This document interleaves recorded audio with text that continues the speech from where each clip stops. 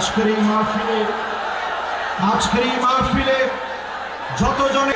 টিকে না